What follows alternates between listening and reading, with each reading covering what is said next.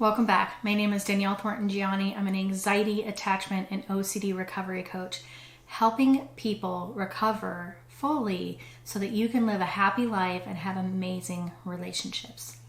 Today I want to talk about avoidance techniques and how we stop this pattern of avoiding things that are either overwhelming, slightly uncomfortable, or even very uncomfortable. The brain seeks comfort and wants to avoid discomfort, which is why a lot of people struggle with addictions and OCD compulsions and avoidance techniques because it teaches us to run away from those things that are uncomfortable. The brain isn't always directing us in the right direction. It can sometimes direct us in the wrong one. And a pattern of avoidance in life, relationships, is going to negatively affect your life more and more over time. If you stop avoidant patterns, what's going to happen is it may be uncomfortable at first and hard to do, but with time and practice, you're going to build comfort and confidence in whatever that situation is. So if people are helping you and encouraging you to avoid or run away from uncomfortable situations, whether that situation feels extremely uncomfortable and anxiety provoking, or whether your brain is just making rational excuses for not doing it. There are different levels of discomfort here. The more you do that, the worse it's going to get, and it will negatively affect your life. So your goal needs to be to stop avoiding all things that cause discomfort.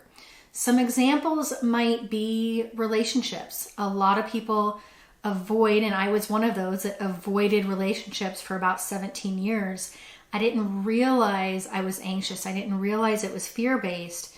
My brain was coming up with rational excuses like, I'm just going to focus on school, or I want to make friends first, or I'm just not attracted to that partner. We're not compatible. It all seemed very rational.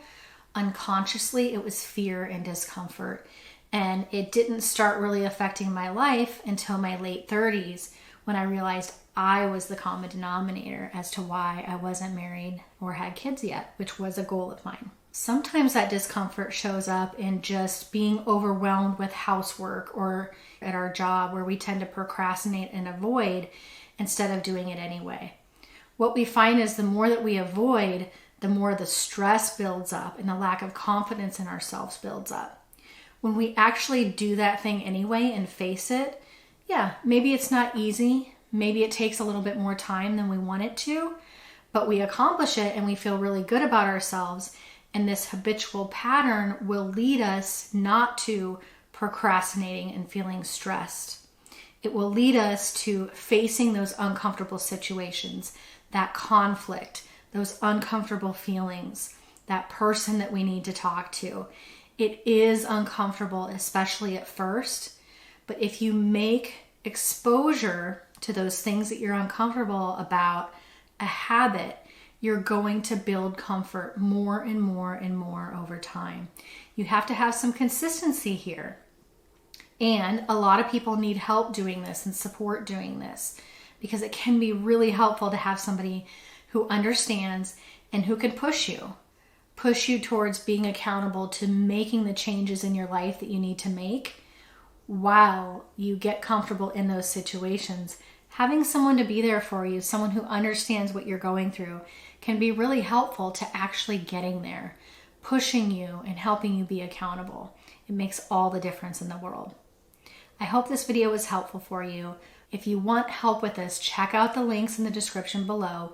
We're here to help you. I promise you can build so much change and confidence in your life and reach those goals that you're wanting to reach. We're here to help you. We'll talk to you very soon.